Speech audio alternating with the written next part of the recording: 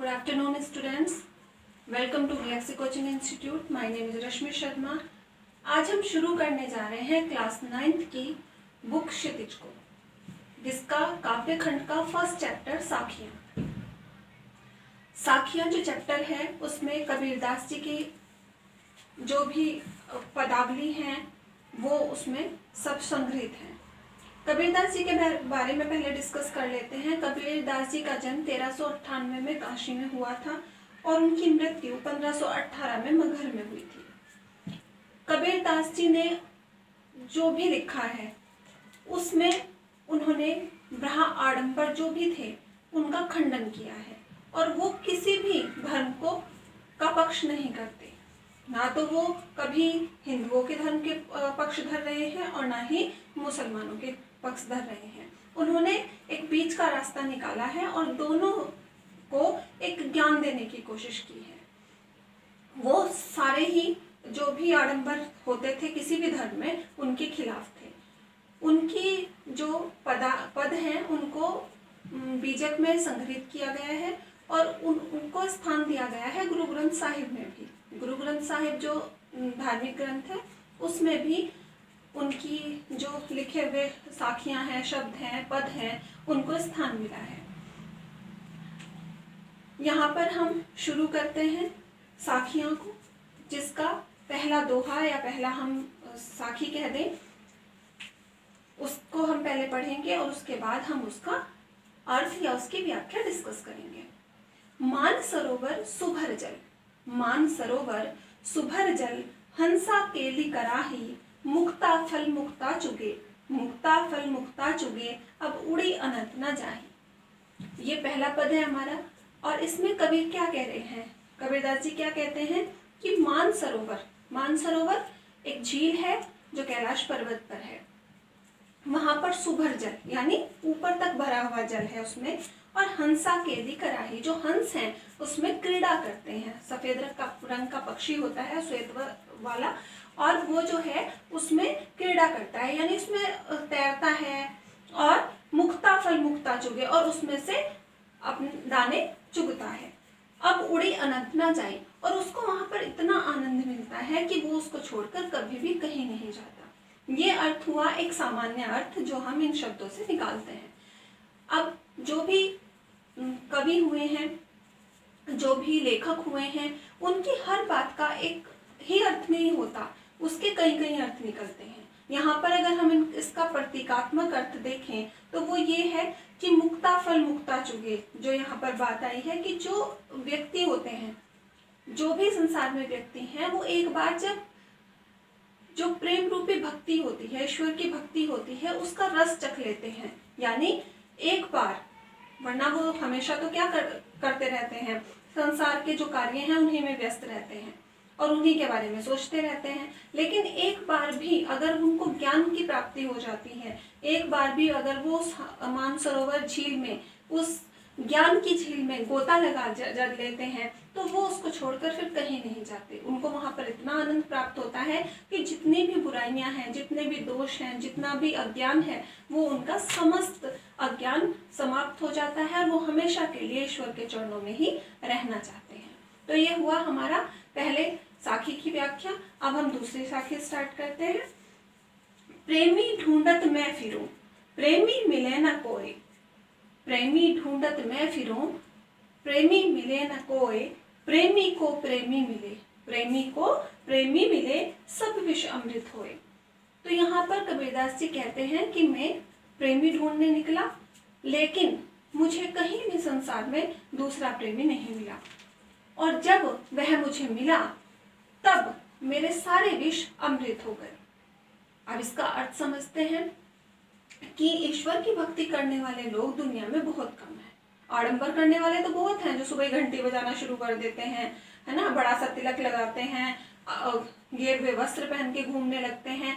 लेकिन हम उनको नहीं कह सकते प्रेमी, उनको नहीं कह सकते कि वो ईश्वर के सच्चे भक्त हैं. ईश्वर का सच्चा भक्त वो होता है जो मन से, अपने कर्मों से, अपने ज्ञान से हमेशा ईश्वर की भक्ति के बारे में सोचता है. वो कभी किसी से ईर्ष्या नहीं करता, किसी से द्वेष नहीं करता, जिसके मन में लालच नहीं होता, जो सामाजिक प्रतिष्ठा के लिए कार्य नहीं करता,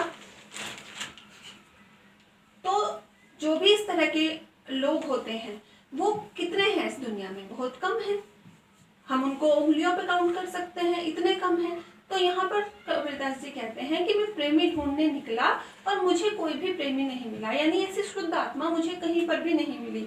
और जब वो मिली अंत में, जब ऐसी आत्मा मुझे मिली तो मेरे सारे विष अमृत हो गए। तो यहाँ विष जो वर्ड यूज किया गया है वो हमारी बुराइयों के लिए किया गया है, हमारे ज्ञान के लिए किया गया है, हमारी दुर्भावनाओं के लिए किया गया है, दुर्व्यवहार के लिए किया गया है। कि ये सारी चीजें जैसे ही मुझे वो अच्छी आत्मा, वो प्रेमी आत्मा मिल गई तो उसके बाद मेरे सारे दोष दूर हो गए और मुझे चारों तरफ सुख ही सुख दिखाई दिया, मेरा सारा विष अमृत हो गया।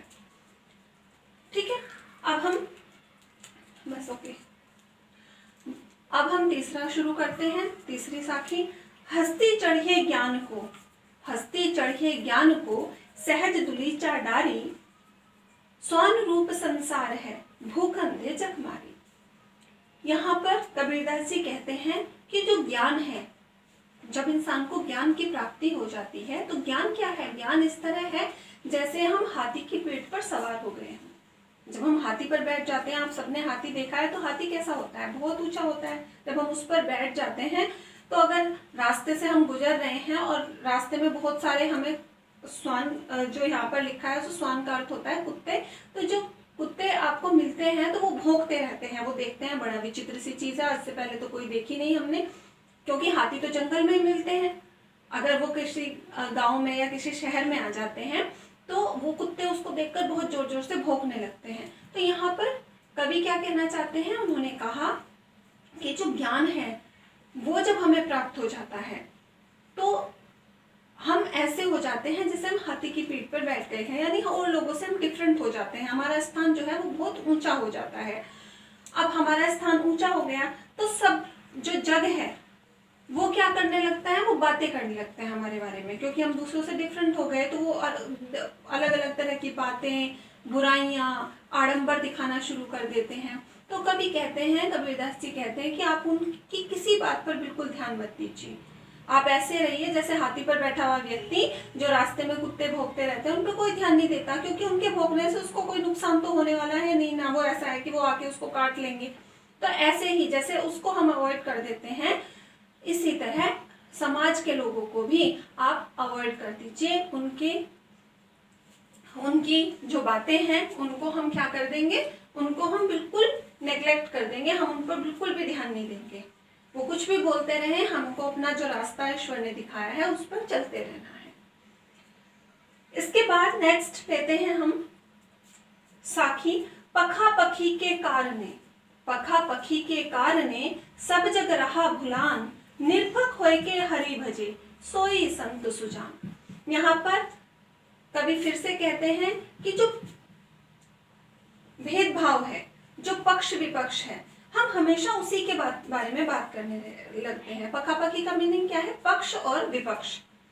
आप लोग देखते होंगे, अगर हम वर्तमान की भी बात करें तो आप टीवी में भी देखते हैं कि किसी मुद्दे को लेकर बहस होती है, आधे लोग उसके पक्ष में बोल रहे होते हैं, आधे विपक्ष में बोल रहे होते हैं, और पागलों के जैसे फिर लड़ना शुरू हो जाते हैं और कोई निष्कर्ष नहीं निकलता उस चीज का। ऐसा नहीं होता कि हाँ हम किसी निष्कर्ष पर पहुंचे, बहस के बाद किसी मुद्दे पर पहुंचे, वो लड़ते लड़ते ही वो चीज वहीं पर छूट जाती है। तो यहाँ पर भी कवि यही कहते हैं कि पखापखी के कारण, कि पक्ष और विपक्ष में ही हम हमेशा लगे रहते हैं, हम दूसरों की टांग खींचने में लगे रहते हैं। सब जग रहा भुलान, कि अपने मेन उद्देश्य को छोड़कर, हम आए क्या है इस दुनिया में करने के लिए, उस उद्देश्य को छोड़कर हम हमेशा पक्ष विपक्ष तर्क वितर्क में उलझे रहते हैं। निरपक्ष होय के हरि भजे, कि बिना निष्पक्ष होकर, निष्पक्ष होकर हमें हरि भजन करना चाहिए। सो ही संत सुजान, उसी को संत माना जाता है, उसी को सही मायने में सही इंसान माना जाता है। नेक्स्ट, हिंदू मुआ राम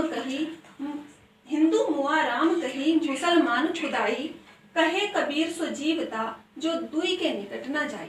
यहाँ पर जो भी आडंबर हम करते हैं, पूजा पाठ करते हैं, उसका विरोध किया है कबीरदास जी ने अपने इस साखी में। वो कहते हैं कि हिंदू जो हैं, हिंदू धर्म के जो लोग हैं वो मर गए राम राम रटते रटते, और जो मुसलमान लोग हैं, जो मुसलमान धर्म के लोग हैं वो खुदा करते करते मर गए, लेकिन दोनों ही क्या नहीं जान पाए, एक सही ज्ञान की जो दिशा होती है वो नहीं जान पाए। कहे कबीर सो जीवता, कबीरदास जी कहते हैं कि वही वास्तव में व्यक्ति है जो दोनों के निकट न जाए, यानी वो हर धर्म को हमें सम्मान देना चाहिए। ये नहीं कि हम हिंदू धर्म को मानते हैं तो हम राम राम रटते रहे और रहीम को हम ये कहने लगे कि वो तो गलत लोग थे या ऐसे थे या वैसे थे, नहीं। और जो रहीम को मानने वाले हैं उनको भी राम की उतनी ही रेस्पेक्ट करनी चाहिए, उतना ही आदर देना चाहिए, और जो राम को मानते हैं उनको रहीम को उतना ही आदर और सम्मान देना चाहिए। वही सही अर्थों में इंसान होता है। अगर हम आपस में ही लड़ते रहेंगे तो हम सही ज्ञान की दिशा में आगे नहीं बढ़ पाएंगे। काबा फिरी काशी भया, काबा फिरी काशी भया, रामई भया रहीम। काबा फिरी काशी भया, रामई भया रहीम, मोट चून मैदा भया, बैठे कबीरा जी। यहाँ पर काबा आप सब जानते हैं कि जो मुस्लिम भाई हैं हमारे, उनका जो धार्मिक स्थल है उसको काबा कहा जाता है, और काशी जो है वो हमारा हिंदू धर्म का धार्मिक स्थल है। तो यहाँ पर कबीरदास जी कहते हैं कि जब मैंने काबा को जाना, अच्छे से जाना, उसको समझा, तो मेरे लिए वही काशी हो गया। यानी काबा में और काशी में कोई डिफरेंस मुझे नजर नहीं आता, कोई अंतर बिल्कुल भी नजर नहीं आता। और रामई भया रहीम, और मेरे लिए राम जो हैं वो रहीम बन गए, यानी राम और रहीम में मुझे कोई अंतर बिल्कुल भी नजर नहीं आता। मोट चून मैदा भया, बैठ कबीरा जी।